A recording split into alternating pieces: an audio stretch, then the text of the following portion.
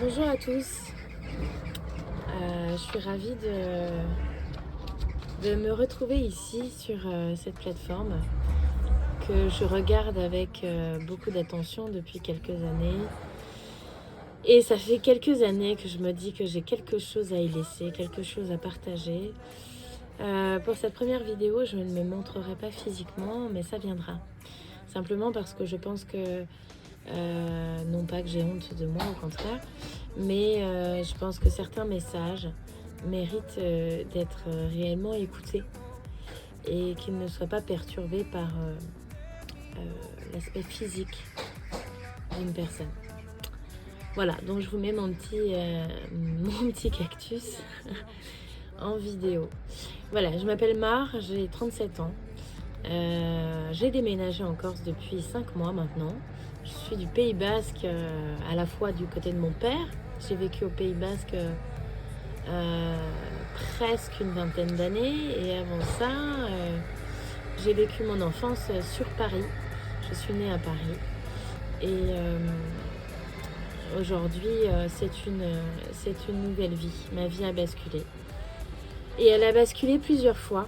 Et si je décide aujourd'hui de vous partager un petit peu de mon histoire, de mes expériences, de mes réflexions, parce que ce sera le cas ici, c'est qu'au fur et à mesure de visionnage de guidance sur YouTube, sur des gens, des femmes, des hommes, qui transmettent de la lumière, qui transmettent des messages au collectif, ces messages qui nous confortent dans le fait qu'on traverse tous des moments de doute, des moments de challenge importants, des transitions, des moments où il faut vraiment travailler sur l'ouverture du cœur parce qu'il faut libérer des anciennes blessures, travailler sur les constellations familiales pour comprendre son chemin, pour comprendre pourquoi il subsiste des zones d'ombre dans notre vie alors qu'on essaye de tout mettre en place pour son bonheur. Voilà, ça a été un petit peu et ça l'est toujours mon questionnement, et donc c'est pour ça que j'ai vraiment continué à regarder pas mal de gens sur Facebook, et je trouvais même que dans les commentaires que tout le monde laisse, je trouvais vraiment que, enfin, ce que j'ai ressenti surtout, c'est que j'étais pas seule. J'étais pas seule à parfois me sentir impuissante par rapport à des situations, à me sentir coupable ou de ne pas avoir assez essayé. Ou... Je pense qu'il y a des choses qui viennent de notre monde physique, il y a des choses qui viennent de notre sang, de ce que nous a transmis des générations et des générations d'héritages avant nous, familiaux. Et il y a aussi les vibrations de l'air du temps, et il y a pas mal de choses donc, qui s'entremêlent. Et c'est pas mal d'avoir une meilleure compréhension pour notre propre élévation, en fait, notre propre évolution. Donc voilà, je me suis dit qu'il était temps de m'exprimer pour vous partager un petit peu de mon chemin qui a été à la fois joli, qui s'est vite complexifié, si je peux dire, qui a été assez éprouvant, jeune. Beaucoup de batailles, beaucoup de batailles, et à la fois pour m'apercevoir que j'avais choisi le chemin de l'amour et le chemin de l'éveil, mais que dans mon contexte de vie, dans mon karma, les choses étaient compliquées. Donc j'ai écrit un premier roman, j'avais besoin de faire ce travail thérapeutique, j'avais besoin d'exprimer tout ce que j'avais gardé malgré les thérapies, puisque j'ai été en thérapie très jeune. J'ai été suivie dès l'âge de mes 8 ans. Une petite fille précoce, une petite fille hors norme, une petite fille avec une hyperactivité. J'ai pas eu de traitement jeune. Aujourd'hui je suis TDAH, enfin je n'aime pas trop me mettre dans une case, mais j'ai une partie de moi qui est TDAH. Ce trouble de l'attention hyperactive, évidemment, il comporte beaucoup de facettes, beaucoup de facettes dont on pourra parler, parce que c'est pas un simple mot, l'hyperactivité, ça veut dire plein de choses au quotidien. Il y a eu plein d'erreurs de traitement parce que j'ai été sous traitement à partir de mes 17 ans, 16 ans et demi à peu près, et que ça a été un combat, des essais dans tous les sens. J'ai eu l'impression à un moment donné d'être un cobaye pour les médecins. J'ai été suivie par des psychiatres, des psychanalystes, des psychologues. J'ai travaillé sur moi. J'ai commencé parallèlement à ma maladie, j'ai commencé le yoga à 17 ans. C'est vrai que avec le théâtre que j'ai fait juste en année de terminale, je suis pas allée au bout. J'ai fait mon bac français, je suis partie au théâtre. J'ai fait 3 ans de théâtre et c'est vrai que ça m'a fait un bien de fou. Et c'est surtout cette perspective que je pouvais avoir plusieurs rôles et ne jamais être lassée de mon quotidien. Voilà, j'ai toujours eu cette part d'artiste en moi et je sais que pour faire un lien avec la maladie, c'est que quand je suis en création, je suis une personne qui a les pleines capacités d'elle-même et qui peut retranscrire la beauté de la vie, des émotions, des vibrations d'une manière très très juste.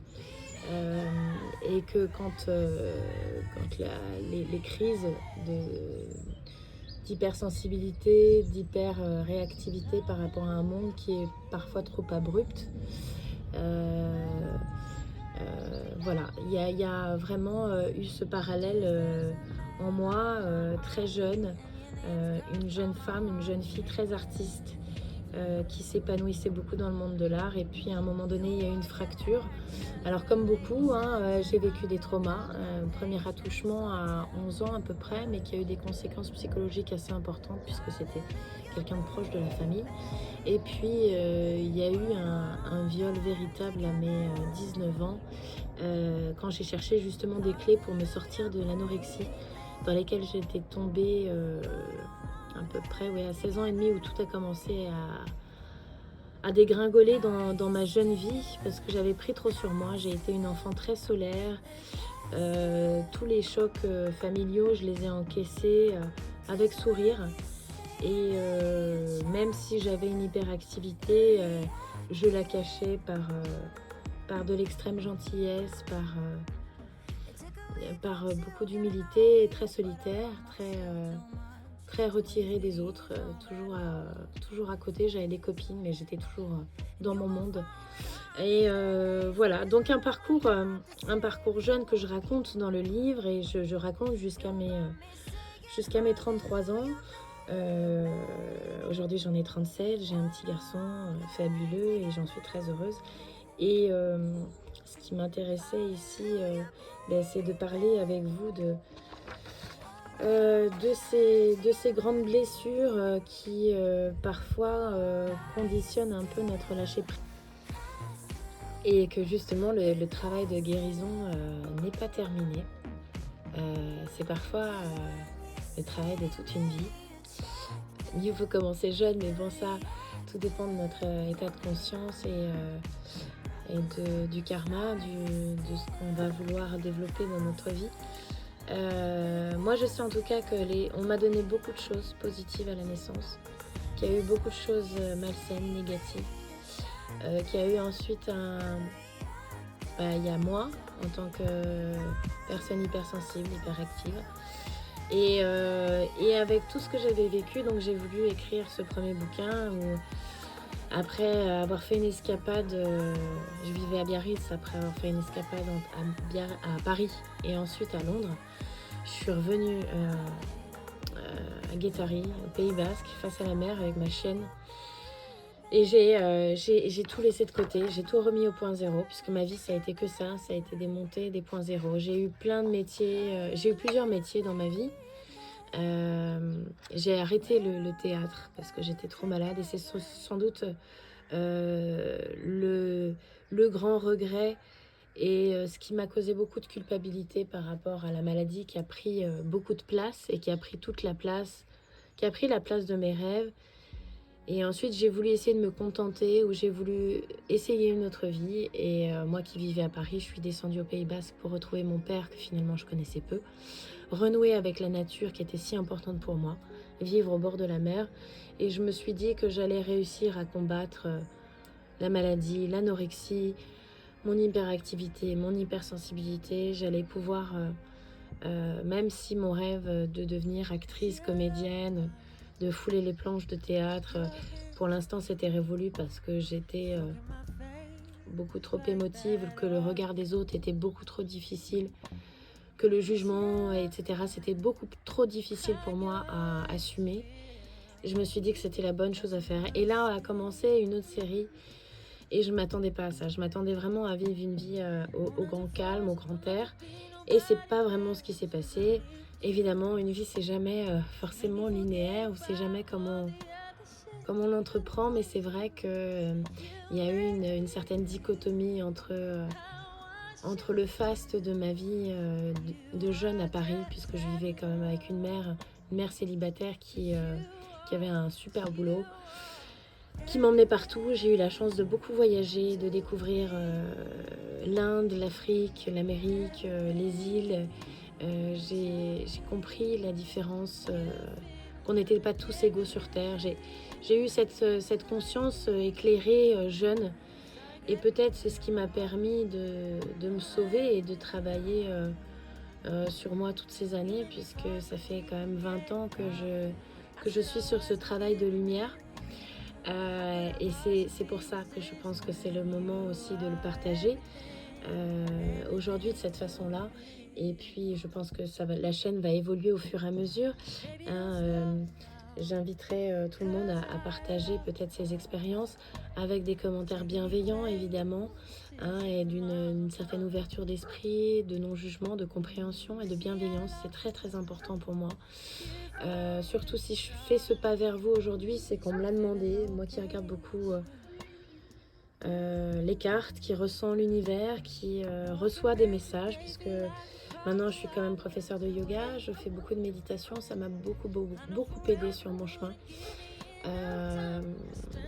Et je vous raconterai d'autres détails. Il y a une grosse fracture à 27 ans où là j'ai eu un burn-out énorme qui m'a empêché de travailler physiquement dans le monde réel pendant quelques années. Et là j'ai commencé mon travail spirituel à ce moment-là. Je suis partie en ashram en Inde. J'ai voulu me nettoyer de l'intérieur avec la médecine ayurvédique. J'ai travaillé de plus en plus le yoga, les prières. Mon intuition s'est développée. Et donc tout ce travail qui est mis en place et qui continue son petit bonhomme de chemin aujourd'hui, où il reste encore des choses à éclairer, des perspectives à agrandir, et puis surtout aujourd'hui la joie de pouvoir partager mon expérience et que ça aboutisse à des réflexions communes, des sujets que vous pourrez me proposer, qu'on pourra lancer ensemble. Voilà, alors je vous montre juste mon bouquin, très coloré. Je peins beaucoup à mes heures, pas à mes heures perdues, à mes heures de grâce, je peins beaucoup et j'aime allier le travail d'écriture et de peinture. Souvent quand j'arrive pas à avoir d'inspiration, la peinture me permet d'évacuer les émotions et justement d'avoir une plus grande clairvoyance plus tard, pour pouvoir me permettre de transmettre les messages par écrit. Voilà, ce bouquin, si ça vous intéresse de le lire, il est dispo sur Amazon en version brochée ou en version Kindle. Voilà. Et j'aimerais beaucoup écrire la suite, mais je pense que la suite est en fait en cours de se vivre, tout simplement. Voilà, écoutez, je vous souhaite une très très belle journée et je continuerai mon message demain. Je vous embrasse, prenez bien soin de vous, à plus tard.